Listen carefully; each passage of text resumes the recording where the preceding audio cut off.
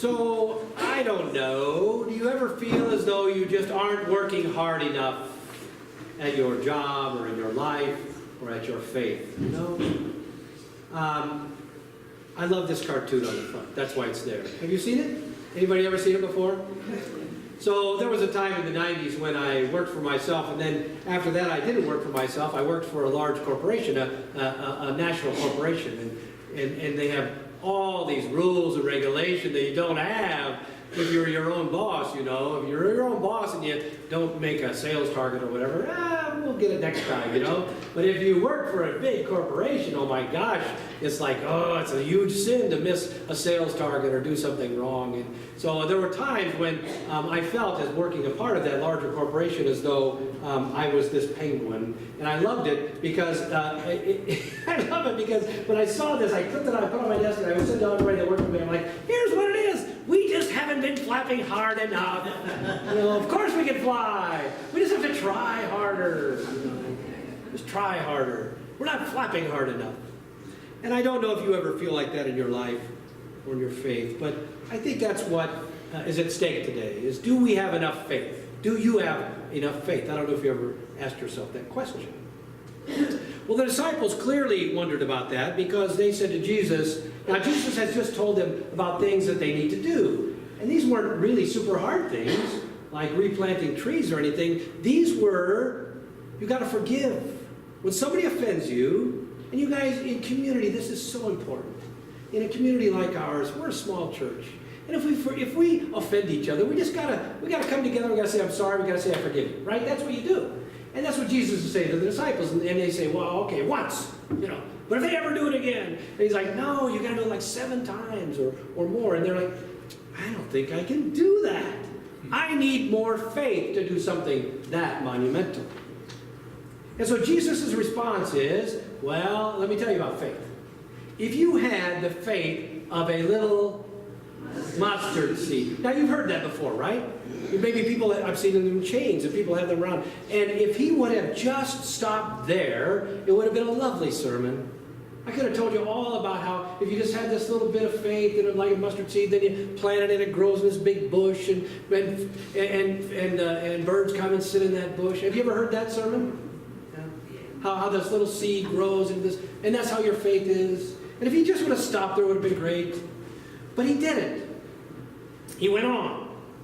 And he said, oh, if you only had this much faith, the faith of a little tiny mustard seed, you could go out and say to the mulberry bush, get up and go plant yourself in the sea. Uproot a living tree and go and replant it in the tree, just by walking out, if you had just a teeny amount of faith. That's what he's saying. Now imagine if that were true. What a mess our world would be, wouldn't it?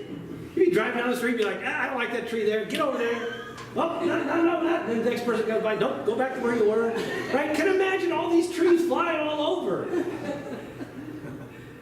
It flies in the face of our reality. The idea that we could use even just a little faith to do such supernatural, miraculous things as uprooting a tree. Was Jesus kidding? See, I think he was kidding. I don't think he meant that part about the bush, the tree. I think he was saying, you don't need more faith. Come on.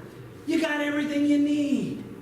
You have all the faith that you need, even if it's just as small as a mustard seed. That's enough, I think is what he's saying. Now, this hits us where we live, because it's always our question, isn't it? Am I doing good enough? Am I enough? Am I enough for you? Am I enough for my job? Am I enough for this church? Am I enough for my God? You know? Which of us hasn't come to church and looked around and said, no way I have as much faith as those guys. What am I doing? I'm an imposter sitting in this row full of great, faithful people. How many of you have never done that? Wondered about your own faith? Right? It's always our question. Am I good enough? And the answer is always yes. Yes. If you don't know it, I'm telling it to you. Yes. You're good enough. Just the way you are, you have enough faith, just as much as you have. I promise you that. You are good enough and your faith is good enough, and you really can change your life and change the world with the faith you have. You may not be able to perform magical tree levitation, but the truth is neither can anybody else. Those guys you see on television, those ministers, those send money and all that, they can't do magical tree levitation. Even the Catholics can't do it. Right? I mean, wow, pick your church. Even the Bereans can't do it. I'm telling you right now. Don't worry about it. It's okay. Jesus maybe could, but that's not what it's about. Look at you. Look at yourself. Here you are in church. You are engaged in church. And I promise you this, you have the faith that you need. Because faith cannot be measured.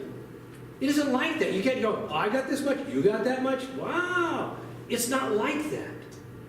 Faith cannot be measured. It can only be accepted and appreciated and acted from. See what I'm saying? It's like this. Measuring our faith is like looking in the mirror naked. Right? Look at yourself in the mirror, naked. Is it perfect? No. Was it ever? I'm saying maybe there was a day, right? Yes? I'm sure there was. But I'm saying to you, things have shifted in my lifetime. Yes, it's a scary thing to look at yourself naked in a mirror. But that's what it's like, I'm telling you. It's not perfect. You're not perfect. But there's no imperfection there either. I think you're great just the way you are. You should think you're great just the way you are. Not just your outside, but your inside too, right? That's what Jesus is saying. I don't care what anybody says. Jesus says this. You, just who you are and just what you have is enough. You are beautiful. And your faith is beautiful. If you have just a little, you have enough. You are worthy, and your faith is worthy. Can you fly? No, you cannot fly. I don't care how hard that you flap. You cannot fly. But you can walk around. Yeah? Is that enough to walk around? Yes, it is. So Jesus says, stop flapping and start walking. Because we are going somewhere. What I think he means is this. We have been given a gift. We have been given a gift of a revelation of the living God in Jesus Christ. Say it again. We have been given a gift of a revelation of the living God in Jesus Christ, who revealed to us so much about the character of God and the nature of our world and the meaning of our lives, and called us to follow him to a place where we cannot go on our own. And it is enough just to say, I believe.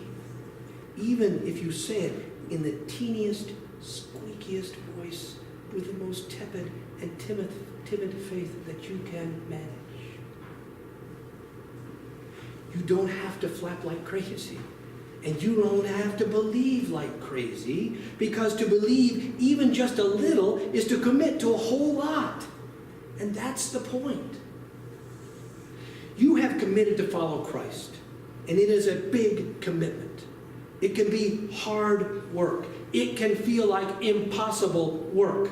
So difficult that you might want to just start flapping, because it's really, really hard, you say, right? But it isn't about flapping. It's about trusting.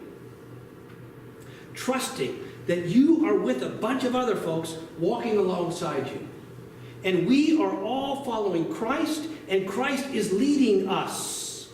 And where he is leading us is nowhere other than God's kingdom. And if you can believe that just a little, it's enough. Just start walking. We will get there together.